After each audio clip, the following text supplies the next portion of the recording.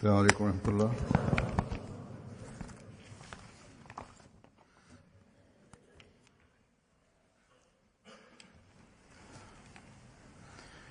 أشهد أن لا إله إلا الله وحده لا شريك له وأشهد أن محمدا عبده ورسوله أما بعد فأعوذ بالله من الشيطان الرجيم بسم الله الرحمن الرحيم الحمد لله رب العالمين الرحمن الرحيم مالك يوم الدين إياك نعبد وإياك نستعين اهدنا الصراط المستقيم صراط الذين أنعمت عليهم غير المغضوب عليهم ولا الضالين. இப்போது நான் ஹதரத் மஸீஹ் மவ்ஊத் அலைஹிஸ்ஸலாமுடைய சில வழிகாட்டல்களை மேற்கோள்களை எடுத்து வைப்பேன்.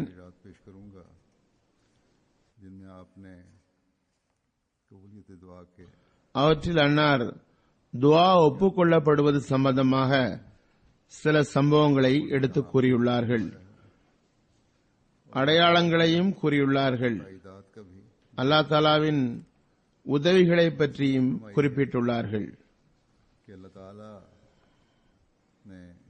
அல்லாஹ் தஆலா இக்காலத்தில் தனது தேர்ந்தெடுத்த அடியார்களை அனுப்பியுள்ளான். அவரது பேச்சுகளை கேளுங்கள், அதில்தான் பரக்கத் உள்ளது. இந்த இயக்கத்தின் முன்னேற்றம் இறை நியதிகளுள் ஓர் இறை நியதியாகும். அவரை ஒப்புக்கொள்வதிலேயே மனிதகுலத்தின் நிலைப்பு உள்ளது என்று போதித்தார்கள்.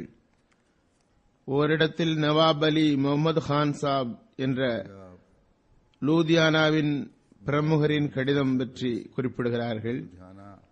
ஒருமுறை நவாப் அலி முகமது கான் சாஹிப் என்ற லூதியானாவை சார்ந்த ஒரு பிரமுகர் எனக்கு கடிதம் எழுதினார். வருமானத்திற்கான சில விவகாரங்கள் நின்றுவிட்டன, அவை திறப்பதற்காக தாங்கள் துஆ செய்யுங்கள். சில பொருளாதார பிரச்சனைகள் இருந்தன. கூறுகிறார்கள், நான் துஆ செய்தேன், எனக்கு இல்ஹாம் வந்தது, திறக்கப்படும் என்று. நான் கடிதம் மூலமாக அவருக்கு தகவல் தெரிவித்தேன். பிறகு 2 நாட்களுக்கு பிறகு அவரது வருவாய்க்கான வழி திறந்துவிட்டது. அவரது தொழிலில் குறைவு ஏற்பட காரணமாக இருந்த சில விஷயங்கள் விலகிவிட்டன.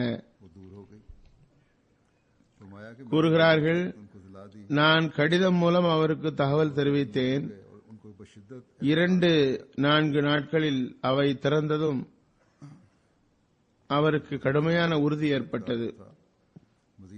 ஹதரத் மஸீஹ் மவ்ஊத் அலைஹிஸ்ஸலாம் மீது அவருக்கு இருந்த நம்பிக்கை மேலும் உறுதியாகிவிட்டது. ஒருமுறை அவர் தனது மறைவான வேண்டுகோள் ஒன்றை பற்றி எனக்கு கடிதம் எழுதினார். அந்த கடிதத்தை போஸ்டில் சேர்க்கப்பட்ட அந்த நொடியில் எனக்கு இல்ஹாம் வந்தது. இத்தகைய கருத்து கொண்ட ஒரு கடிதம் அவரிடமிருந்து வர உள்ளது என்று. உடனே நான் தாமதமின்றி அவருக்கு கடிதம் எழுதினேன். இன்ன கருத்து கொண்ட ஒரு கடிதத்தை நீர் அனுப்புவீர். மறுநாள் அக்கடிதம் எனக்கு வந்து சேர்ந்தது. எனது கடிதம் அவருக்கு கிடைத்ததும் அவர் வியப்பின் நதியில் மூழ்கிவிட்டார். மறைவான இச்செய்தி எவ்வாறு கிடைத்தது? எனது ரகசியமான அச்செய்தி யாருக்கும் தெரியாது என்று கூறுகிறார். में फना हो அவரது நம்பிக்கை மேலும் உறுதிப்பட்டு அன்பிலும் விருப்பத்திலும் மாய்ந்து விட்டார். वो दोनों निशान मुतज़क्किर அவர் ஒரு சிறு ஞாபக குறிப்பில் மேற்குறிப்பிட்ட இந்த இரு அடையாளங்களையும் எழுதி வைத்தார். मुस्लिम फरमाते எப்போதும் அது அவரிடம் இருந்தது. ஹஜரத் மஸீஹ் மவ்ஊத் இஸ்லாம் கூறுகிறார்கள், நான் பட்டியாலா சென்றபோது மேலே எழுதப்பட்டது போன்று வசீர் சையத் ஹசன் சாஹிபை सैयद हसन சந்தித்த போது தற்செயலாக உரையாடலுக்கு இடையில் सिलसिला गुफ्तगू में வசீர் சாஹிபிடம் साहिब ने और நவாப் சாஹிபுக்கு கிடைத்த சில அசாதாரண அடையாளங்கள் பற்றி பேச்சு நடந்தது. निशानों के बारे में அப்போது நவாப் சாப் மர்ஹூம் தனது சட்டை பாக்கெட்டில் இருந்து एक छोटी ஒரு சிறு குறிப்பேட்டை எடுத்து வசீர் சாஹிபிடம் கொடுத்தார். கூறினார், இந்த இரு முன்னறிவிப்புகளின் காரணத்தினால் बायस तो என் ஈமானும் விருப்பமும் உறுதியாகிவிட்டது. அதனை இந்த ஏட்டில் எழுதி வைத்துள்ளேன். की मौत से சில காலத்திற்கு பிறகு அவரது மரணத்திற்கு ஒரு நாள் முன்பு அவரை நலம் விசாரிப்பதற்காக லூதியானா சென்றபோது बवासीर के அவருக்கு மூல நோயினால் நிறைய ரத்தம் வெளியாகியிருந்தது. இந்நிலையில் அவர் எழுந்து உட்கார்ந்திருந்தார். और अपने உள்ளே உள்ள அறைக்கு சென்று அந்த சிறு ஏட்டை கொண்டு வந்தார். கூறினார், நான் कि ये இதனை என் இதயத்துக்கு அருகில் मैं जान रखी உயிராக வைத்துள்ளேன். அதனை பார்ப்பது மூலம் எனக்கு நிம்மதி கிடைக்கிறது. और वो मुकाम दिखलाए जहां दोनों पे இந்த இரு முன்னறிவிப்புகளும் எழுதப்பட்டிருந்த இடத்தை காண்பித்தார். या ज्यादा रात को பிறகு நள்ளிரவில் तो वो फौत हो गए। இரவு அதிகமாக கடந்த நிலையில் மரணமடைந்து விட்டார். उसने फरमाया कि निशान अब भी मैं यकीन रखता हूं कि अब ये बातें जो डायरी இந்த अடையாளங்களை எழுதிய में कुतुबखाना में அவரது குறிப்பேடு இப்போதும் அவரது நூலகத்தில் இருக்கும் என்று நம்புகிறேன். ஹஜரத் மஸீஹ் மவ்ஊத் இஸ்லாம் கூறுகிறார்கள், ஒரு இடத்தில் कि चंद சில வருடங்களுக்கு முன் மதராஸை சார்ந்த சேட் அப்துல் ரஹ்மான் சாப் வணிகர், இவர் ஜமாத்தின் முதல் தரமான தூய்மையாளர்களுள் ஒருவர், से जमात காதியான் வந்திருந்தார். அவரது வியாபாரத்தில் சில பிரச்சனைகள் ஏற்பட்டன. के अमूर में कोई அவர் துஆவுக்காக விண்ணப்பித்தார். அப்போது இல்ஹாம் வந்தது.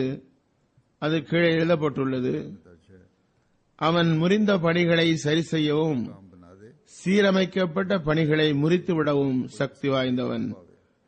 அவனது ரகசியத்தை எவரும் அறிய மாட்டார். कि खुदा ताला இந்த இல்ஹாமிய சொற்களின் பொருள், कुछ अरसे के बाद இறைவன் அவரது முறிந்த சில பணிகளை சரி செய்து விடுவான். फरमाते ஆனால் சில காலத்திற்கு பிறகு சரி செய்யப்பட்ட காரியங்களை முறித்து விடுவான். இந்த வகையில் இந்த இல்ஹாம் காதியானிலேயே சேட் சாபிற்கு கூறப்பட்டது. तजारती अमूर में रौनक पैदा करती சிறிது காலம் கழிந்தது. இறைவன் அவரது வியாபார पैदा हो गई। விவகாரங்களை பொலிவுறச் செய்தான். ऐसे असबाब அவரது பணி நல்ல செயல் துடிப்புள்ளதாகிவிட்டது. शुरू हो गई। बेइंतहा நல்ல முன்னேற்றம் ஏற்பட்டது. முன்னரை விட कुछ अरसे के बाद கூறுகிறார்கள், மறைவிலிருந்து அவருக்காக பொருளாதார काम के मुताबिक வெற்றிக்கான வழிகள் உருவாகின. कारोबार में அளவற்ற பொருள் வளம் उरुवाகியது. वो आहिस्ता आहिस्ता उसमें फिर खराबी पैदा होनी शुरू हुई और कारोबार फिर खराब हो गया। பிறகு சில காலத்திற்கு பிறகு அவரது சீரமைக்கப்பட்ட பணிகள் முறிந்தன. இல்ஹாமுக்கு ஏற்ப முதலில் தொழிலில் முன்னேற்றம் ஏற்பட்டது. பிறகு சிறிது காலத்திற்கு பிறகு அதில் கோளாறு ஏற்படத் தொடங்கியது. தொழில் சீர்கட தொடங்கியது.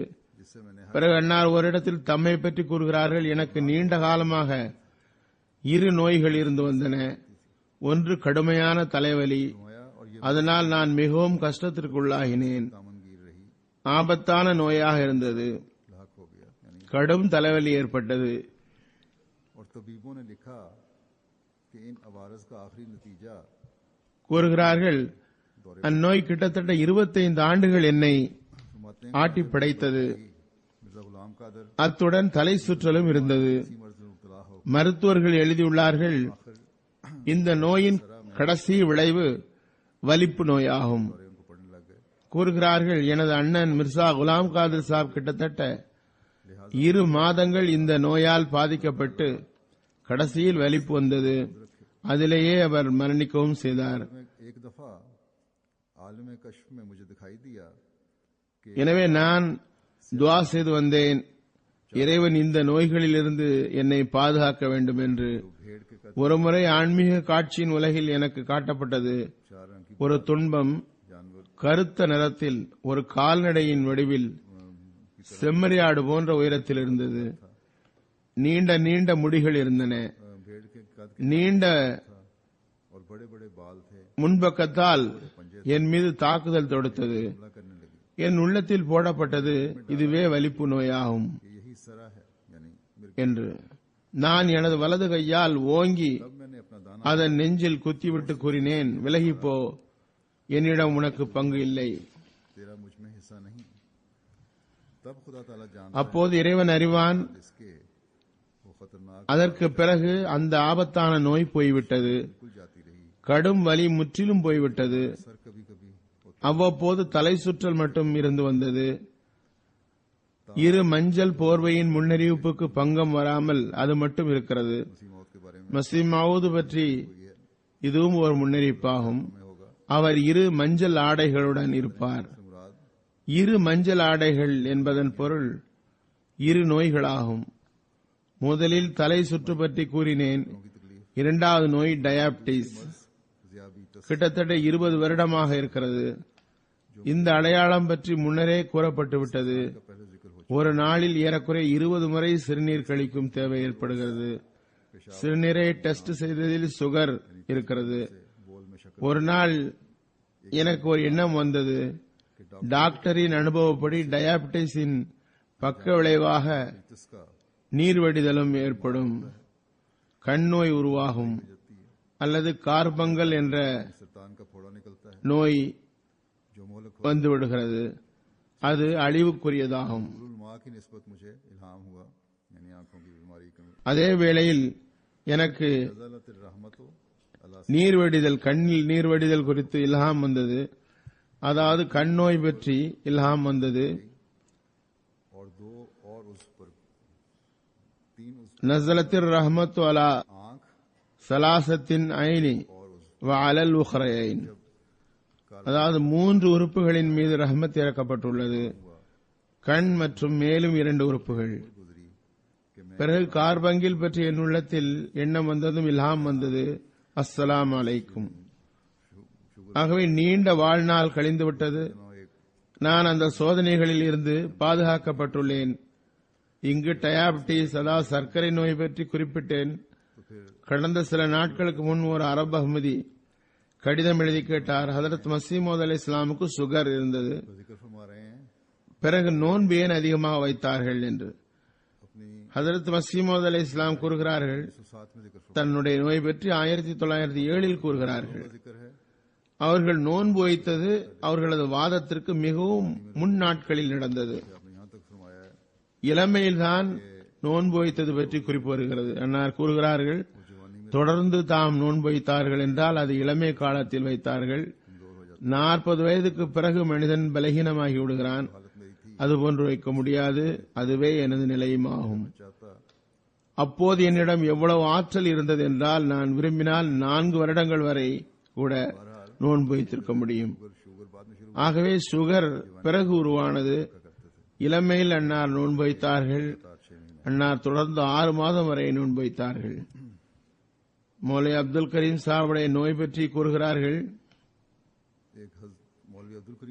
இது பற்றி கடந்த ஹுத்பாவிலும் ஹதரத் முஸ்லிம் மவ்ஊதுடன் தொடர்புபடுத்தி கூறியிருந்தேன். அன்னாரது மரணம் ஏற்பட்ட போது முஸ்லிம் மவ்ஊத் ரஸியல்லாஹு அன்ஹு அவர்களுக்கு கடும் அதிர்ச்சி ஏற்பட்டது. அவர்களுக்கு பெரும் அந்தஸ்து உண்டு. ஹதரத் மஸீஹ் மவ்ஊத் அலைஹிஸ்ஸலாம் அவர்கள் நோயுற்ற வேளையில் துஆவும் செய்து வந்தார்கள் அப்துல் கரீம் சாஹிபுக்காக. அது பற்றி ஒரு இல்ஹாமை குறிப்பிட்டு அன்னார் விளக்குகிறார்கள். 11 அக்டோபர் 1905 அன்று நமது தூய நண்பர் ஹதரத் அப்துல் கரீம் சாப் மர்ஹூம் அவர்கள் இதே கார்பங்கள் என்ற நோயினால் வஃபாத்தானார்கள். அவர்களுக்காகவும் நான் மிகவும் துஆ செய்தேன். ஆனால் அன்னாரை பற்றி ஒரு இல்ஹாம் கூட மன நிறைவு பெறும் வகையில் வரவில்லை. மாறாக மீண்டும் மீண்டும் கஃனால் சுருட்டப்பட்டார் போன்ற இல்ஹாம்கள் வந்தன. 47 வயது இன்னா லில்லாஹி வ இன்னா இலைஹி ராஜிஊன். இன்னல் மனாயா லா ததீஷு சிஹாமுஹா. அதாவது மரணத்தின் அம்பு குறித வருவதில்லை. இவ்வாறு கூறப்பட்ட பின்பும் துவா செய்யப்பட்ட போது இல்ஹாம் வந்தது.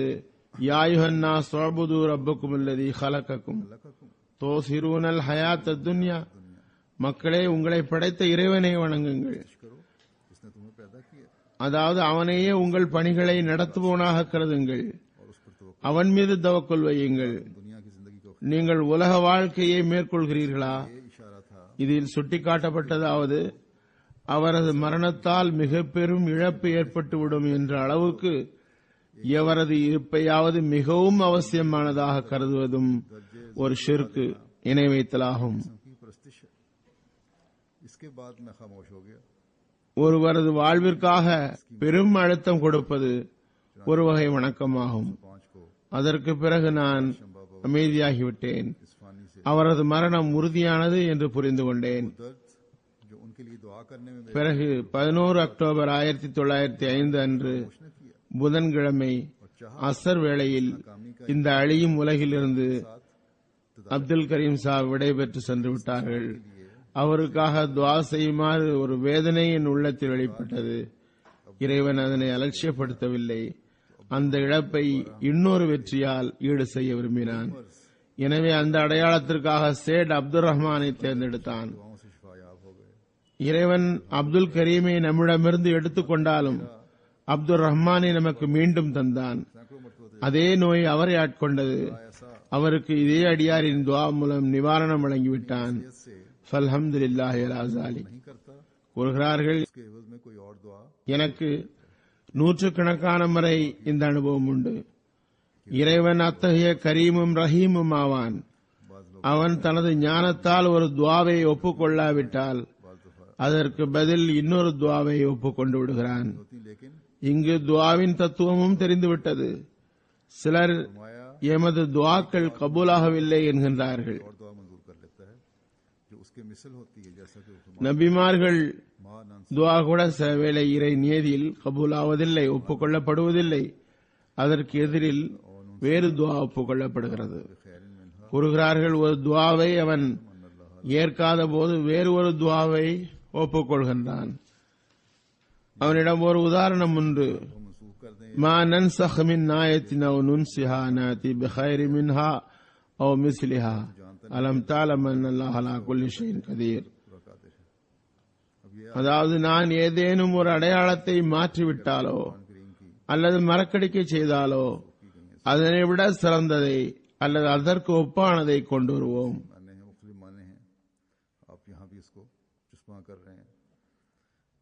அல்லாஹ் தஆலா அவன் விரும்புகிற எல்லாவற்றின் மீதும் ஆற்றலுடையவன் என்று தெரியாதா? அவன் முழுமையான ஆற்றல் உள்ளவன். திருக்குர்ஆனின் சில வசனங்கள் மாற்றப்பட்டுவிட்டன என்று காட்டுவதற்காக அகமதி அல்லாதவர்கள் இந்த வசனத்தை பயன்படுத்துகின்றனர். ஆனால் இதற்கு பல பரந்த பொருள்கள் உள்ளன, பல்வேறு பொருள்கள் உள்ளன. இங்கு ஹஜ்ரத் மஸீஹ் மவ்ஊத் அலைஹிஸ்ஸலாம் இந்த பொருளை தருகிறார்கள். பொருள் என்னவென்றால், அவன் ஒரு அடையாளத்தை மறக்கடிக்க செய்தால் இன்னொரு அடையாளத்தை கொண்டு வருகிறான். ஒரு அடையாளம் முடிந்தால் இன்னொரு அடையாளத்தை கொண்டு வருகிறான். பிறகு இதுவும் ஓர் விரிவுரையாகும். பழைய ஷரியத்துகளை மாற்றிவிட்டு அதற்கு பதிலாக நிரந்தரமாக இருக்கக்கூடிய ஷரியத்தாகிய திருக்குர்ஆனை கொண்டு வந்தான். பிறகு தனது உண்மைக்கு ஆதாரமாக உள்ள முன்னறிவிப்புகளுள் திருக்குர்ஆனில் ஒரு முன்னறிவிப்பு வாகனங்கள் பற்றியதாகும். அது குறித்து அன்னார் கூறுகிறார்கள், ஒரு புதிய வாகனம் வெளிப்படும். ஹஜ்ரத் மஸீஹ் மவ்ஊத் அலைஹிஸ்ஸலாமுடைய தோற்றத்திற்கு ஒரு பிரத்யேக அடையாளமாகும். அது குறித்து திருக்குர்ஆனில் எழுதப்பட்டுள்ளது, வைதல் இஷாரு உத்திலத். அதாவது கடைசி காலத்தில் ஒட்டகங்கள் கைவிடப்படும். அதுபோன்று முஸ்லிமில் ஒரு ஹதீஸ் உள்ளது, வலா யுத்ரகன்னல் கிலாசு வலா யுஸா அலைஹா.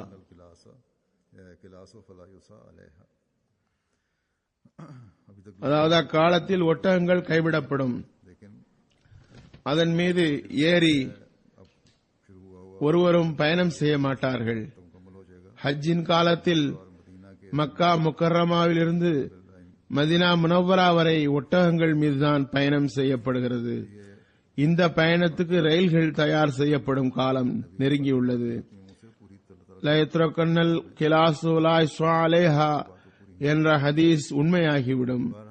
இப்போது வரை மக்கள் கூறுகிறார்கள், இமாரத்தில் ரயில் கிடையாது. ஆனால் அங்கு ஒரு ப்ராஜெக்ட் உள்ளது. 2015க்குள் அது முழுமையடையும். மக்கா மதீனாவுக்கு இடையில் ரயில்வே லைன் போட்டுக் கொண்டிருக்கின்றார்கள். இது பெரும் அதிவேக ரயிலாக இருக்கும். சில வேளை நபிமார்களின் வாயிலிருந்து வரும் வார்த்தைகளை அல்லாஹ் முழுமையாக்கி விடுவான். சில சிறு காலத்திற்கு பிறகு முழுமையடையும். எவ்வாறு இருப்பினும் அங்கு ஒட்டகம் செயலிழந்து விட்டது. அதனிடத்தில் பஸ்ஸும் காரும் பயன்பட தொடங்கிவிட்டது. ஹஜ்ரத் மஸீஹ் மவ்ஊத் அலைஹிஸ்ஸலாம் கூறுவது போன்று ரயில்வே லைனும் போடப்பட்டு விட்டது. பணி நடைபெறுகிறது. விரைவில் ஆரம்பமாக உள்ளது. பிறகு இஸ்லாத்தில் ஓர் எதிரி ஒருவருடைய தீய வார்த்தையின் காரணத்தால் ஹஜ்ரத் மஸீஹ் மவ்ஊத் அலைஹிஸ்ஸலாம் துஆ செய்திருந்தார்கள், இறைவா நீ அவனை பிடிப்பாயாக. இந்த துஆவுக்கு பிறகு அல்லாஹ்விடமிருந்து செய்தி பெற்று அவனது முடிவு குறித்து அறிவித்தார்கள். இது பற்றி அன்னார் கூறுகின்றார்கள், டெப்டி அப்துல்லா ஆத்தம் பற்றி முன்னறிவிப்பு உள்ளது. அது மிகவும் தெளிவாக நிறைவேறிவிட்டது. உண்மையில் அதில் 2 முன்னறிவிப்புகள் இருந்தன. ஒன்று, அவர் 15 மாதங்களுக்குள் மரிப்பார். இரண்டாவது, அவர் தனது வார்த்தையிலிருந்து திரும்பினால் ஹஜரத் நபி ஸல்லல்லாஹு அலைஹி வஸல்லம் அவர்களை தஜ்ஜால் என்று அவர் வெளியிட்டதிலிருந்து திரும்பினால் 15 மாதங்களுக்குள் மரிக்க மாட்டார். நான் ஏற்கனவே எழுதிவிட்டேன். ஆத்தமின் முன்னறிவிப்பின் அடிப்படை அந்துரானாய பைபிள் என்ற பெயரில் ஒரு நூலில் நமது நபியை தஜ்ஜால் என்று கூறினார். நவுசுபில்லா. ஆத்தமுடைய முன்னறிவிப்பில் 15 மாத கால தவணை இருந்தது உண்மைதான். அத்துடன் ஒரு நிபந்தனையும் இருந்தது. அந்த வார்த்தையாவது, அவர் உண்மையின் பக்கம் திரும்பாவிட்டால். ஆத்தமோ அந்த சபையிலேயே திரும்பினார். மிகவும் பணிவுடன் நாக்கை நீட்டி 2 கையையும் காதுகளில் வைத்து தஜ்ஜால் என்று கூறியதற்கு வெட்கத்தை வெளிப்படுத்தினார். இதற்கு சாட்சியாக இருந்தவர் ஒருவர் அல்லது இருவர் அல்ல, 60-70 பேர் அதற்கு சாட்சியாக இருந்தனர். அதில் பாதி பேர் கிறிஸ்தவர்கள், பாதி முஸ்லிம்கள். நான் நினைக்கிறேன் கிட்டத்தட்ட 50 பேர் இப்போதும் உயிருடன் இருப்பார்கள். அவர்களின் முன்னிலையில் ஆத்தம் தஜ்ஜால் என்று கூறுவதில் இருந்து திரும்பினான். பிறகு மரணிக்கும் வரை அத்தகைய சொல்லை அவன் நாவால் கூறவில்லை. இப்போது சிந்திக்க வேண்டும்.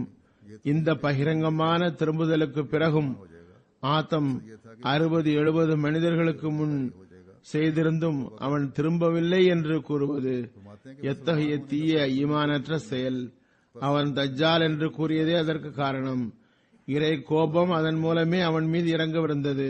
அந்த அடிப்படையில் முன்னறிவிப்பும் செய்யப்பட்டது. அந்த சொல்லில் இருந்து அவன் திரும்ப வேண்டும் என்பதே நிபந்தனையாக இருந்தது. அவன் முஸ்லிமாக வேண்டும் என்று முன்னறிவிப்பில் எங்கும் கூறப்படவில்லை. அவன் முஸ்லிம் ஆகிவிடுவான் என்று எங்கும் முன்னறிவிப்பில் எழுதவில்லை. நோக்கம் அந்த வார்த்தையை அவர் மறுத்து தௌபா செய்ய வேண்டும் என்பதாகும். கூறுகிறார்கள், அவர் முஸ்லிமாக வேண்டும் என்று குறிப்பு முன்னறிவிப்பில் இல்லை. மிகவும் உருக்கத்துடன் பாவ மன்னிப்பு செய்தார். இறைவனும் அவர் பக்கம் கருணையுடன் திரும்பினான். இறைவனின் இல்ஹாம்களின் நோக்கம் ஆத்தம் முஸ்லிம் ஆகாதவரை அழிவிலிருந்து தப்பக்கூடாது என்பதன்று. ஏனெனில் இஸ்லாத்தை மறுப்பதில் எல்லா கிறிஸ்தவர்களும் சபம்தான். காரணம், இஸ்லாம் எவரையும் கட்டாயப்படுத்தவில்லை. அத்தகைய முன்னறிவிப்பு முற்றிலும் அறிவற்றதாகும். இன்ன மனிதர் இஸ்லாத்தை ஏற்கவில்லை என்றால் இன்ன காலத்திற்குள் மரித்து விடுவார் என்பதன்று. ஏனெனில் இதனால் இஸ்லாத்தில் பலவந்தம் இல்லை என்னும் போது இத்தகைய முன்னறிவிப்பு எதற்கு செய்ய வேண்டும்? பெரும்பாலான உலகின் பக்கத்தில் இஸ்லாத்தை ஏற்கவில்லை. அதன் பொருள் அவர்கள் இறந்து விடுவார்கள் என்பதன்று. அத்தகைய எந்த பலவந்தமும் இஸ்லாத்தில் இல்லை. இந்த முன்னறிவிப்பின் நோக்கமும் அதுவல்ல. கூறுகிறார்கள், இஸ்லாத்தை மறுப்பவர்களால் உலகம் நிறைந்துள்ளது. நான் மீண்டும் மீண்டும் எழுதிவிட்டேன், இஸ்லாத்தை மறுப்பதனால் மட்டுமே உலகில் எவர் மீதும் தண்டனை வர முடியாது. மாறாக இந்த பாவத்தை பற்றிய விசாரணை மறுமையில் மட்டுமே இருக்கும். பிறகு ஆதமுக்கு இதில் என்ன சிறப்பு இருக்கிறது? அவன் இஸ்லாத்தை மறுப்பதனால் அவனுக்கு மரணம் கிடைக்கும் என்று முன்னறிவிப்பதற்கு. மற்றவருக்கு அது முன்னறிவிக்கப்படவில்லை. மாறாக முன்னறிவிப்பின் நோக்கம் ஹதரத் நபி ஸல்லல்லாஹு அலைஹி வஸல்லம் உடைய பரிசுத்த மகிமை குறித்து. அவன் தஜ்ஜால் என்று கூறியிருந்தான். அக்கூற்றிலிருந்து 60-70 பேர் கொண்ட சபையில் அதனை மறுத்தும் விட்டான். கண்ணியத்திற்குரிய மக்களும் அந்த சபையில் இருந்தனர். அந்த சபையிலிருந்து இவன் பாவத்திலிருந்து மீட்சி பெற்ற போது, இன்னும் சொல்வதாயின் அதற்கு பிறகு அழுது கொண்டும் இருந்ததனால் இறை சன்னிதானத்தில் கருணைக்குரியவனாகிவிட்டான். அந்த வகையில் அவனது மரணம் சில மாதங்கள் பிற்படுத்தப்பட்டது. எனது வாழ்நாளிலேயே மரணித்து விட்டான். இந்த சர்ச்சை ஒரு முபாஹலாவின் சாயலை பெற்றிருந்தது. அதன் மூலம் தனது மரணத்தால் பொய்யன் என்று நிரூபிக்கப்பட்டான். அந்த முன்னறிவிப்பு இதுவரை நிறைவேறவில்லையா? நிறைவேறிவிட்டது, மிகவும் முழுமையாக நிறைவேறிவிட்டது. அத்தகைய உள்ளங்களின் மீது இறை சாபம்தான் உள்ளது. இத்தகைய தெளிவான அடையாளங்களை மறுப்பதில் இருந்து அவர்கள் விலகி இருப்பதில்லை. இவை அனைத்தும் நிறைவேறிய பிறகு அவர்கள் திரும்புவதில்லை. அவர்கள் விரும்பினால் ஆதமுடைய முன்னறிவிப்பில் ஆதம் பாவத்திலிருந்து திரும்பியதை கண்டதற்கு 40 சாட்சியங்களை நம்மால் எடுத்து வைக்க முடியும். இதன் காரணத்தினாலேயே அவன் சத்தியம் செய்யவில்லை. ஆனால் எல்லா கிறிஸ்தவர்களும் சத்தியம் செய்து வந்தனர். ஹதரத் மசீஹும் சத்தியம் செய்தார். நாம் இந்த வாதத்தை நீட்ட தேவையில்லை. ஆத்தமே இப்போது உயிருடன் இல்லை. அவர் மரணித்து 11 வருடங்களுக்கு மேலாகிவிட்டது. அதனை அன்னார் ஹக்கீகத்துல் வஹி என்ற தனது நூலில் குறிப்பிடுகிறார்கள். பிறகு ஹதரத் மஸீஹ் மவ்ஊத் அலைஹிஸ்ஸலாம் திருக்குர்ஆனின் பரக்கத்துகள் மனித ஆற்றலை விட மிகவும் சிறந்தவை. ஏற்றுக்கொண்டவருக்கு அடையாளங்களை காட்டி உறுதியான இறை ஞானத்தை திருக்குர்ஆன் வழங்கிவிடுகிறது. பிறகு அதன் பரக்கத்தால் அற்புதங்கள் மக்களுக்கு வெளிப்படுகின்றன, பெரும் பெரும் அடையாளங்கள் வெளிப்படுகின்றன என்று கூறுகின்றார்கள்.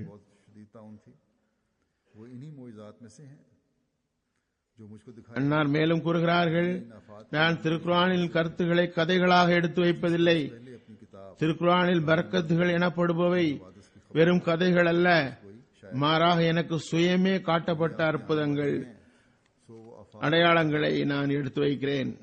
இந்த எல்லா அற்புதங்களும் சேர்ந்து 1,00,000 அளவில் இருக்கும். அநேகமாக 1,00,000 விட அதிகமாகவே இருக்கும். இறைவன் திருக்குர்ஆனில் கூறுகிறான், எவர் எனது இந்த கூற்றை பின்பற்றுவாரோ அவர் இந்த நூலின் அற்புதங்களின் மீது ஈமான் கொள்வது மட்டுமின்றி அவருக்கே அற்புதங்கள் தரப்படும். எனவே நான் இறை வார்த்தைகளுக்கு ஆதரவாக அடையாளங்களை பெற்றேன்.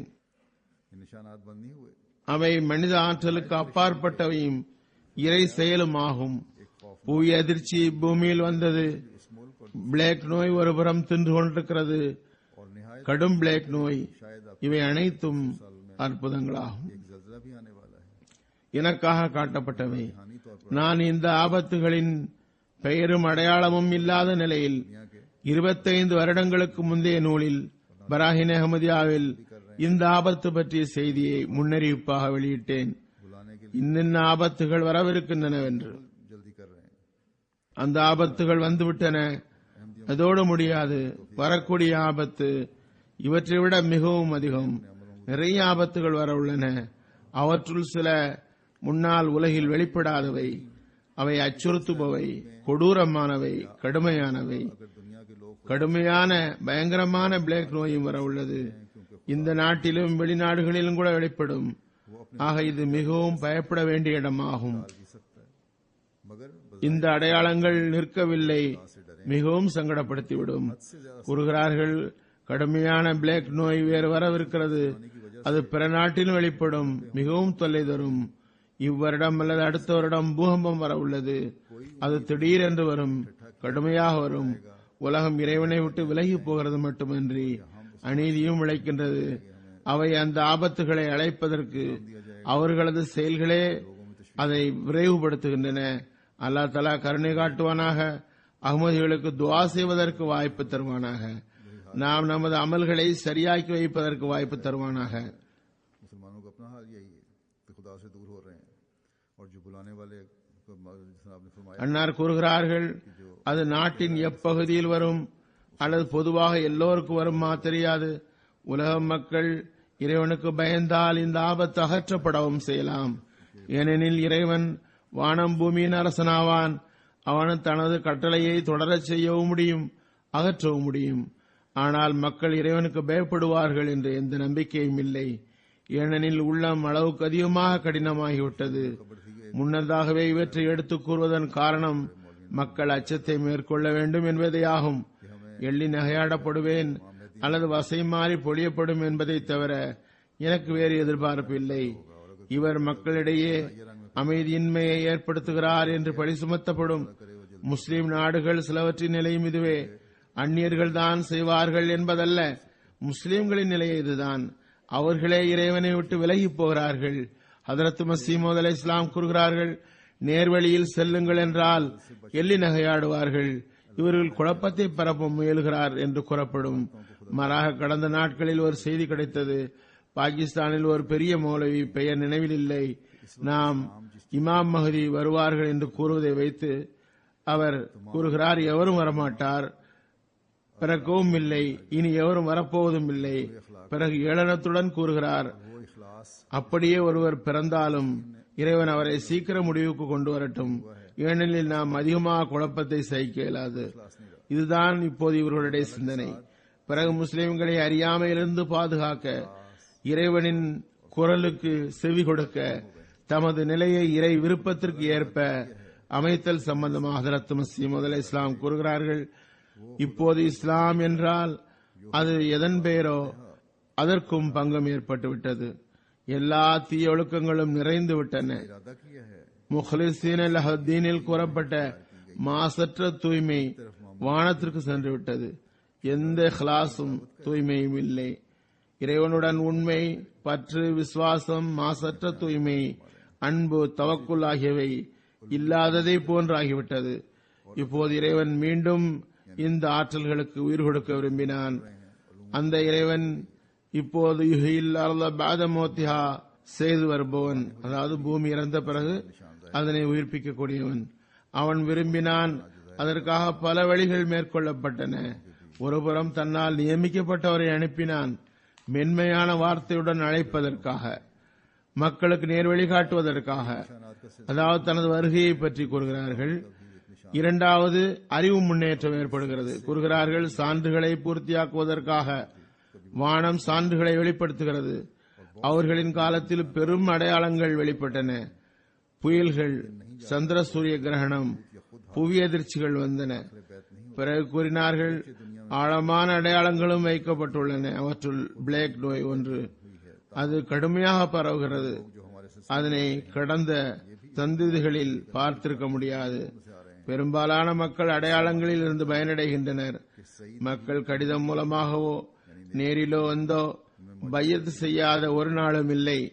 खुदा ताला इन लोगों को निकाल लेगा और उनको समझ देगा और कुछ ताउन का निशाना बन जाएंगे. इसी तरह पर दुनिया का अंजाम होगा और तमाम में हुज्जत होगा. बस உலகில் பாவம், கட்டுப்படாமை, பெருமை, சுதந்திரம், சுயநலம் அதிகமாகிவிட்டாலும் நமது இயக்கத்துக்கு வருபவர்கள் அவர்களில் இருந்தே வருகின்றார்கள். அதிலிருந்து தெரிய வருவதாவது, நற்பெயர் கொண்டவர்களும் அதில்தான் கலந்துள்ளனர். எல்லோரும் வழி பிறழ்ந்தவர்கள் அன்று. பிறகு இறைவன் அவர்களை வெளியேற்றுகிறான். அவர்கள் விளங்குவார்கள், பிளேக் நோயின் அடையாளங்களை புரிவார்கள். அவர்கள் சான்று பூர்த்தியாக்குபவர்களாகவும் இருப்பார்கள். கூறுகிறார்கள், படித்தவர்கள், நல்லியல்பு கொண்டவர்கள் தமது கல்வியின் காரணத்தால், மூளை திறந்ததன் காரணத்தால் ஹதரத் மஸீஹ் மவ்ஊத் அலைஹிஸ்ஸலாமுடைய வாதத்தை புரிகின்றார்கள். பிறகு உண்மையை ஏற்கின்றார்கள். ஒவ்வொரு பகுதியிலும், ஒவ்வொரு வட்டத்திலும் அத்தகைய மக்கள் உள்ளனர். அவர்கள் நூற்றுக்கணக்கில் ஆயிரக்கணக்கில் இருந்தனர். फैली शहादतें भी एक निशानात ऐसे बन இப்போது அல்லாஹ்வின் அருளால் லட்சக்கணக்கில் இருக்கின்றார்கள், ஜமாத்தில் சேர்கின்றார்கள். एक नौ பிறகு ஓரிடத்தில் கூறுகின்றார்கள், நினைவில் கொள்ளுங்கள், என் கையிலிருந்து வெளிப்படுகிற இந்த முன்னறிவிப்புகளின் முன்மாதிரியை क्या निशान मुझे दिखाएं கூடவோ குறைவாகவோ ஒருபோதும் உங்களால் எடுத்து வைக்க முடியாது. தேடி தேடி நீங்கள் மறித்தாலும் முடியாது. இப்போது அல்லாஹ்வின் ஒரு செயல் சாட்சியமும் ஓர் அடையாளமாகிவிட்டது. நாளுக்கு நாள் அதிகமாகிறது. ஒவ்வொரு நாளும் நாம் பார்க்கிறோம், ஒரு புதிய முஸ்லீம் வந்து ஹதரத் மசீமது அலைஹிஸ்ஸலாம் அவர்களிடம் மிகவும் துணிச்சலாக அடையாளம் கேட்டார். நீங்கள் நியமிக்கப்பட்டதற்கு என்ன அடையாளம் கூறுங்கள் என்றார். அன்னார் கூறினார்கள், ஒவ்வொரு நியமிக்கப்பட்டவரின் உள்ளத்திலும் அல்லாஹ்வால் என்ன போடப்படுகிறதோ அதனை எதிர்க்க முடியாது. ஏனெனில் அது அல்லாஹ்வின் புறமிருந்து தரப்படுகிறது. அதுவே உண்மை. அல்லாஹ் ஒருவரை உலகில் நியமித்து அனுப்பும் போது அவருக்கு ஆதாரமாக அசாதாரண அடையாளங்களையும் அனுப்புகிறான். இந்த வகையில் இப்போதும் எனக்கு ஆதரவாக பல அடையாளங்களை வெளிப்படுத்தியுள்ளான். அதனை லட்சக்கணக்கானோர் பார்த்துள்ளனர். அவர்கள் அதற்கு சாட்சி. நாம் நமது இறைவன் மீது முழுமையான உறுதி வைத்துள்ளோம். அந்த அடையாளங்களை சார்ந்து நிற்குமாறு விடவில்லை. வருங்காலத்திற்காக அந்த தொடரை நிறுத்திவிடவும் இல்லை. அவ்வப்போது அவன் விரும்பும் போது அடையாளத்தை வெளிப்படுத்துகின்றான். உண்மையை தேடுபவருக்கு அந்த அடையாளம் குறைவானதல்ல. ஆனால் இருந்தும் உள்ளம் சாட்சி கூறவில்லை என்றால், நீங்கள் உண்மையான உள்ளத்துடன் இது உண்மை என்றால் ஏற்க வேண்டும் என்று விரும்பினால் கூறுங்கள், நாம் துஆ செய்ய முடியும் உமக்காக. அப்போது இறைவன் ஏதாவது செயலை வெளிப்படுத்துவான். ஆனால் அவ்வாறில்லாமல் இறைவனின் முந்த அடையாளங்களை கண்ணியப்படுத்தாமல் அவை போதுமானதில்லை என்று கருதினால் கவனம் செலுத்துவதற்கு ஆர்வம் எழாது. அடையாளம் வெளிப்படுவதற்கு ஆர்வம் அவசியமாகும். கவனம் செலுத்துவதற்காக எழுச்சி உள்ளத்தில் போடப்படுவது அவசியமாகும். ஆனால் அவர் அந்த அடையாளங்களை கண்ணியப்படுத்தாமல் அதனை புரிய விரும்பவில்லை என்றால் பிறகு உங்களுக்கு அடையாளமும் இறங்காது, அல்லது உமக்காக அடையாளம் கிடைக்க துஆவும் செய்யப்படாது. பிறகு இறுதி நிலை தீயதாகவே அமையும். கூறினார்கள், போதுமானதில்லை என்று கருதினால் கவனம் ஏற்படுவதற்கு ஆர்வமே எழாது. அடையாளம் வெளிப்படுவதற்கு கவனம் அவசியமாகும். இறை அடையாளங்களை வரவேற்க ஆர்வம் எழ வேண்டும். உண்மையான தூய்மையான தேடுபவராக இருக்கும் பொழுது அடையாளம் வெளிப்படுகிறது. தேடுதலில் உண்மை இருக்குமெனில், ஏற்றுக்கொள்ள தயாராக இருப்பாரெனில் அடையாளம் வெளிப்படும். இறை அடையாளம் வெளிப்படுவது வெறும் சோதித்து பார்ப்பதற்காக அல்ல. கூறுகிறார்கள், ஒரு விஷயத்தை நினைவில் கொள்ள வேண்டும். அறிவுடையவர்களுக்கு அடையாளம் தரப்படுகிறது. அறிவின் எந்த பங்கும் இல்லாதவருக்கு அடையாளம் வழங்கப்படுவதில்லை. அத்தகைய மக்கள் இறை அடையாளத்திலிருந்து எந்த பயனும் பெற முடியாது. நேர்வழி இறை அருளின் மீது நிலை நிற்கிறது. இறைவனது வாய்ப்பு சேரவில்லை என்றால், அவன் அருள் செய்யாவிட்டால் 1000 அடையாளத்தை பார்த்தாலும் அது எந்த பயனும் தராது, எதுவும் செய்ய முடியாது. பழைய அடையாளங்களில் இருந்து ஒரு மனிதன் என்ன பயனடைந்தான்? வருங்காலத்திற்காக நாம் என்ன எதிர்பார்ப்பு கொள்ள முடியும் என்று தெரியாமல் புதிய அடையாளத்தை கேட்க முடியாது. கூறினார்கள், அடையாளத்தை வெளிப்படுத்துவது நம் கையில் இல்லை. அடையாளங்கள் மந்திரவாதிகளின் வித்தைகள் போன்றதல்ல. அது இறைவனது அருளாகும். அவன் விருப்பத்தின் மீது நிலைநாட்டப்பட்டுள்ளது. அவன் விரும்பும் போது அடையாளத்தை காட்டுகிறான். யாருக்கு விரும்புகிறாரோ அவருக்கு பயனடைய செய்கின்றான். இப்போது அடையாளம் வெளிப்படுவது பற்றி கேட்கப்படுகிறது. இப்போது இறைவன் என் உள்ளத்தில் போட்டதாவது, இந்த கேள்வி அபுஜஹல் போன்றவர்கள் கேட்டது போன்றதாகும்.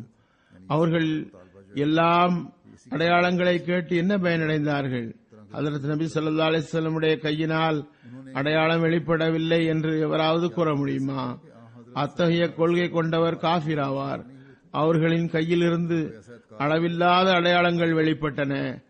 ஆனால் அபூஜஹல் போன்றோர் அதிலிருந்து சிறிதும் பயனடையவில்லை. அதுபோன்று இங்கு வெளிப்படும் அடையாளங்கள் உண்மையை தேடுவோருக்கு எல்லா வகையிலும் போதுமானவை. ஆனால் பயனடைய விரும்பாத போது அதனை மறுக்கப்பட்டவற்றுள் போட விரும்பினால் வருங்காலத்தில் அவர் மீது என்ன எதிர்பார்க்க முடியும்? ख्वाहिश करे इससे முதலில் வெளிப்பட்ட அடையாளங்களை பாருங்கள், அதற்குள் மேற்கொண்ட அடையாளம் கேட்கிறீர்கள். அத்தகையவர் இறை அடையாளங்களை அவமதிக்கிறார், இறைவனை எள்ளி நகையாடுகிறார். அன்னார் பல இடங்களில் கூறுகிறார்கள், மக்கள் காதியானுக்கு வருகின்றார்கள், பிற மார்க்க மக்களும் வருகின்றார்கள், இவர்களின் வருகையும் ஒரு அடையாளமாகும். பிறகு எண்ணற்ற அடையாளங்கள் பூமியிலும் வானத்தில் வெளிப்பட்டு விட்டன. அது குறித்து அன்னார் கூறுகிறார்கள், இக்காலத்தில் ஜமாத்து தூது செய்தியை கேட்க உலகில் ஒரு ஆர்வம் உருவாகியுள்ளது என்றால் அதுவும் அடையாளங்களுள் ஒரு அடையாளமாகும். மீடியாக்களிடம் கவனம் நம் மீது திரும்பியுள்ளது. ஏதாவது சாக்கில், ஏதாவது காரணத்தினால் அவர்கள் நம் பக்கம் திரும்புகிறார்கள், அதுவும் அடையாளமே. அடையாளங்கள் அறிவுள்ளவருக்கு ஒவ்வொரு நாளும் வெளிப்படுகின்றன. பிறகு ஒரு இடத்தில் கூறுகிறார்கள், ஒரு விஷயம் நினைவில் கொள்ளத்தக்கதாகும், இறைவன் தனது இயக்கத்தை நிரூபிக்காமல் விடமாட்டான். அவன் கூறுகின்றான், பராஹின் அஹ்மதியாவில் எழுதப்பட்டுள்ளது, உலகில் ஓர் எச்சரிப்பாளர் வந்தார், உலகம் அவரை ஏற்கவில்லை, ஆனால் இறைவன் அவரை ஏற்றுக்கொள்வான், பெரும் பெரும் தண்டனைகள் மூலம் அவரது உண்மையை வெளிப்படுத்துவான். மருத்துவர்கள், மறுப்பதில் அவசரம் காட்டுபவர்கள் ஆகியோருக்கு இழிவு நிர்ணயிக்கப்பட்டுள்ளது. இது மனிதனின் இட்டுக்கட்டாக இருந்தால் எப்போதோ அழிந்திருக்கும் என்பதை கூட சிந்திக்கவில்லை. ஏனெனில் இறைவன் இட்டுக்கட்டுபவருக்கு அத்தகைய எதிரியாவான். அந்த அளவுக்கு உலகில் வேறு யாருக்கும் அவன் எதிரி இல்லை. அறிவற்றவர் இதுவும் சிந்திப்பதில்லை. ஒரு பொய்யருக்கு இந்த அளவுக்கு நிலைத்து நிற்றலும் துணிவும் ஏற்பட முடியுமா? அறிவற்றவர் இதையும் அறிவதில்லை. ஒரு மனிதர் மறைவான அடைக்கலத்தில் இருந்து பேசுகிறார், அவரே அதற்காக நிர்ணயிக்கப்பட்டவர். எனவேதான் அவரது கூற்றில் அந்த அளவு மகத்துவம் உள்ளது. முழு உலகிலும் எதிர்ப்பதற்கும் அவரே தயாராகி விடுகிறார். நிச்சயமாக எதிர்பார்த்திருங்கள், அது மிக அருகில் உள்ளது. எதிரிகள் இழிவடைந்து விடுவர், நண்பர்கள் மகிழ்ச்சியடைவர். நண்பர் யார்? அடையாளங்களை பார்க்கும் முன்னே என்னை ஏற்றவரே நண்பர். அவர் தனது உயிர் பொருள் கண்ணியத்தை அர்ப்பணித்து விட்டார். அவர்தான் ஆயிரக்கணக்கான அடையாளங்களை பார்க்கவும் செய்கின்றார். ஆகவே இதுவே எனது ஜமாத், என்னுடையது. அது என்னை தனியாக கண்டது, உதவி செய்தது, என்னை கவலையுடன் பார்த்து கவலை அகற்றியது, அறியாதவராக வந்து அறிந்தவர்களின் கண்ணியத்தை தந்தது. இறைவனது ரஹ்மத் அவர்கள் மீது ஏற்படட்டும். அடையாளத்தை பார்த்த பிறகு ஏற்றுக்கொண்டதற்கு கூலி எதற்கு? கண்ணியத்துக்குரியவனின் சன்னிதானத்தில் அவருக்கு என்ன கண்ணியம்? அல்லாஹின் மீது உறுதி இருந்தால், எல்லா நிலைமைகளிலும் அவன் அறிந்தவன் என்று ஒப்புக்கொண்டால், அல்லாஹ் தஆலா சூழ்நிலைக்கு ஏற்ப, தனது வாக்குறுதிக்கு ஏற்ப தனது தேர்ந்தெடுக்கப்பட்டவரை அனுப்பினான். நுட்பமான பார்வையுடன் என்னை பார்த்தவரை உண்மையில் என்னை ஏற்றார். தொலைநோக்கால் எனது வார்த்தைகளை எடை போட்டார், எனது நிலைமைகளை ஆய்ந்தார், எனது வார்த்தைகளை கேட்டார். இந்நிலையில் இறைவன் அவரது உள்ளத்தை திறந்தான். அவர் என்னுடன் ஆகிவிட்டார். என்னுடன் இருப்பவர் என்பவர் எனது விருப்பத்திற்காக தனது விருப்பத்தை விட்டவரே. தனது நப்சை விட்டுவிடவும் பற்றுவதற்காகவும் என்னை நீதிபதியாக்கியவர். அதாவது தனது நப்சின் விருப்பங்களை விடவும் எடுக்கவும் என்னிடம் தீர்ப்பை ஏற்பவர். நான் என்ன கூறுகிறேன் என்று அவர் பார்க்கிறார். எனது வழியில் நடக்கிறார். எனக்கு கட்டுப்படுவதில் மாய்ந்து விட்டார். அகம்பாவத்திலிருந்து வெளிவந்து விட்டார். அவரிடம் அகம்பாவம் இருப்பதில்லை. அந்தோ என்றவாறு கூற வேண்டியுள்ளது, தெளிவான அடையாளத்தை தேடுபவர், பாராட்டுக்குரிய பட்டத்தை பெற்றவராகியோர், கண்ணியத்திற்குரிய தகுதியை எனது இறைவனின் சன்னிதானத்தில் மறைந்திருந்து ரகசியத்தை அடையாளங்கண்ட அந்நல்லடியாரின் அடையாளங்களை பெற முடியாது. மிக பெரும் பட்டங்கள், கண்ணியங்கள் பெற்றவர் இறைவனிடமிருந்து அவற்றை பெற்றுவிட முடியாது. மறைந்திருந்தவாறு ரகசியத்தை பெற்றவர் அதனை அடைந்து கொள்கிறார். அல்லாஹ் தஆலாவுடைய மறைந்திருக்கும் ஒரு அடியாருக்கு அந்த நறுமணம் கிடைத்து விடுகிறது. அதாவது ஹதரத் மஸீஹ் மவ்ஊத் அலைஹிஸ்ஸலாம் அவர்களை ஆரம்ப நிலையில் அவர் அறிந்து கொள்கிறார். ஒரு மனிதனின் கம்பீரம் பட்டாளம் கண்டு जो गदाओं के पैराए में அவருக்கு சலாம் சொல்வதில் ஒரு மனிதனிடம் என்ன முழுமை இருக்கிறது? முழுமையான மனிதன் அத்தகையோரின் கணநேர தோற்றத்தை பார்த்தாலும் அறிந்து கொள்வார், ஃபகீர்களின் ஆடையில் பார்த்தாலும் கண்டுகொள்வார். ஆனால் அது எனது சக்திக்கு உட்பட்டது அன்று. நான் அவர் உள்ளத்தை इन्हीं बातों से பிளந்து அறிவை வைப்பதற்கு. ஒருவனே தருகிறான், அவனே நெருங்கியவருக்கு ஈமானிய தொலைநோக்கை தருகிறான். அதன் மூலம் ஹிதாயத்தை வேண்டுபவர் ஹிதாயத்தை பெறுகிறார். எவரது உள்ளத்தில் அழுக்கு இருக்குமோ அங்கு அதுவே அவரது அழுக்கு அதிகமாக காரணமாகி விடுகிறது. யாருக்கு இறைவன் நேர்வழி தர வேண்டுமோ அவருக்கு அதுவே நேர்வழிக்கு காரணமாகவும் ஆகிவிடுகிறது. எவரது உள்ளம் கோணலாகவும் அழுக்காகவும் உள்ளதோ அங்கு இன்னும் அது அதிகமாகி விடுகிறது. கூறுகிறார்கள், நான் அறிவேன், அடையாளங்கள் குறித்து நான் அதிகமாக எழுதிவிட்டேன். से बालातर हैं और आइंदा इनका दरवाजा बंद नहीं. இறைவன் அறிகிறான், இது சரியானது, நேர்மையானது. 3000க்குள் அல்லது அதைவிட அதிகமாக எனக்காக இறைவனால் அடையாளங்கள் வெளிப்பட்டுள்ளன. அவை மனித சக்திக்கு அப்பாற்பட்டவை. அதன் வாசல் வருங்காலத்திலும் மூடப்படவில்லை. और जमाने की आवाज அல்லாஹ் உலகிற்கு அறிவை தருவானாக. அவர்கள் அடையாளங்களை புரிவார்களாக. தமது அறிவு விருப்பத்திற்கு ஏற்ப அடையாளங்களை கேட்பவர்களாக இல்லாமல் காலத்தின் தேவை, காலத்தின் குரல், இறைவனின் சப்தம், சூழ்நிலை, இறைவனின் தேர்ந்தெடுக்கப்பட்ட அடியார்களின் தேவை வெளிப்படுவது ஆகியவற்றை கேளுங்கள். அதனை புரிய முயற்சி செய்யுங்கள். அல்லாஹினால் அனுப்பப்பட்டவரை தேடி ஒப்புக்கொள்பவர் அவ்வமாக. அதன் மூலம் உலகில் குழப்பங்கள் முடிவுக்கு வரட்டுமாக. இன்று ஒரு ஜனாசா காயிப் தொழுவேன். முக்கரம் குலாம் காதிர் சாப் தர்வேஷ் காதியான். இவர் அப்துல் கஃபார் சாபுடைய மகன்.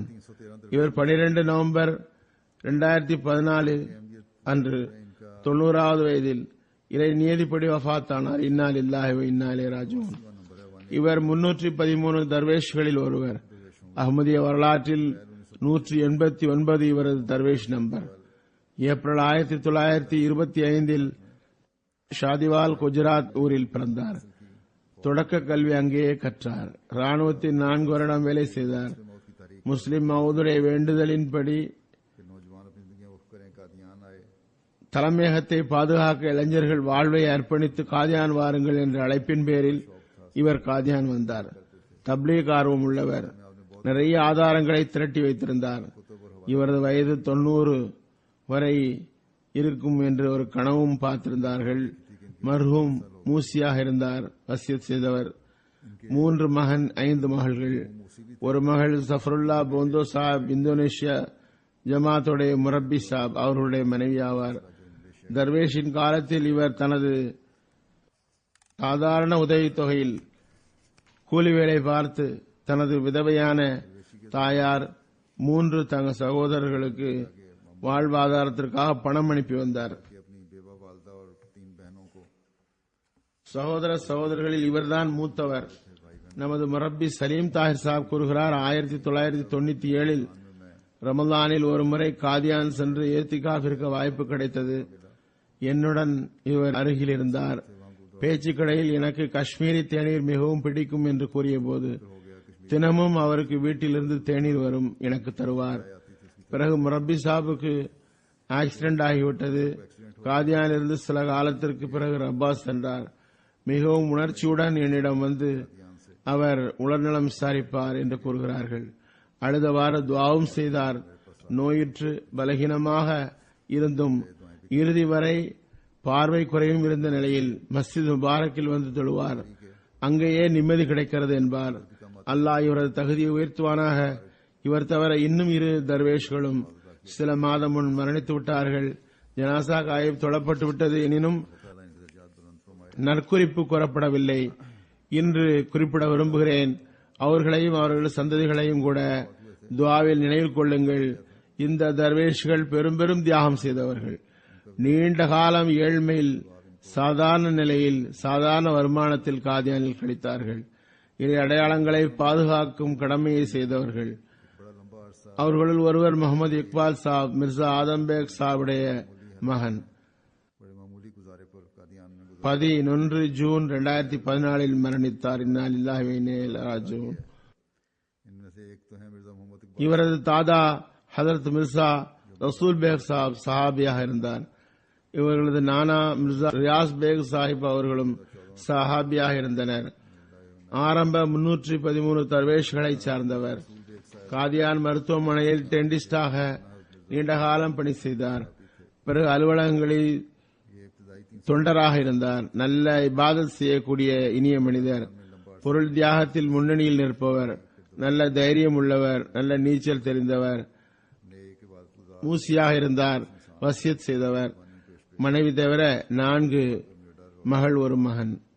பிறகு சௌதரி மன்சூர் அகமது சாப் சீமா, இவர் 26 ஜூலையில் 94 வயதில் மரணித்தார். இன்னா லில்லாஹி வ இன்னா இலைஹி ராஜிஊன். நூர் அகமது சீமா என்ற ஹதரத் மசீமது அலி இஸ்லாமுடைய சஹாபியின் மூத்த மகன். தலைமையக பாதுகாப்பிற்காக ஹதரத் முஸ்லிம் ஜமாத்திற்கு வலியுறுத்திய போது அவர் ஆங்கிலேய ராணுவத்தில் இருந்தார். உடனே தனது சேவையை ஒப்படைத்து தர்வேஷ் என்ற வாய்ப்பை பெற்றார். 93 வயதாகிவிட்டாலும் பள்ளியில் தொழுகைக்கு வந்து விடுவார். இனிமையானவர், கருணையுடன் நடப்பவர், அன்பு காட்டுபவர், வசியத் செய்தவர். அவரது நினைவாக வயது முதிர்ந்த மனைவி தவிர ஒரு மகள், 2 மகன்கள் உள்ளனர். மகன் சௌதரி மன்சூர் அகமது சாப் சீமா வாழ்வை அர்ப்பணித்தவர். காதியானில் சொத்து செயலராக பணியாற்றுகிறார். தொழுகைக்கு பிறகு ஜனாசா தொழுகை நடத்துவேன்.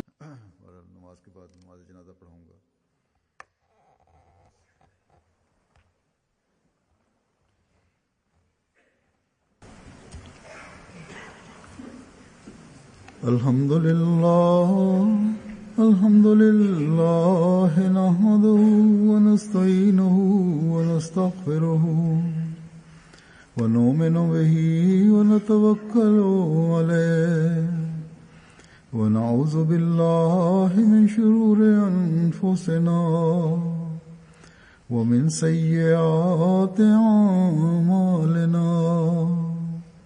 من يهده الله فلا مضل له ومن يضلل فلا هادي له ونشهد أن لا إله إلا الله ونشهد أن محمدا عبده ورسوله.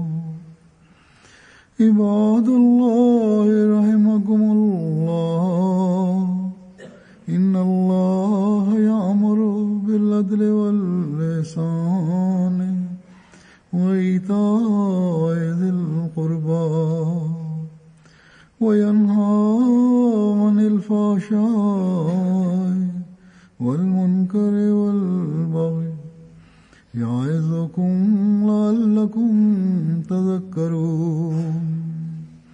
اذكروا الله يذكركم وادعوه يستجب لكم ولذكر الله أكبر.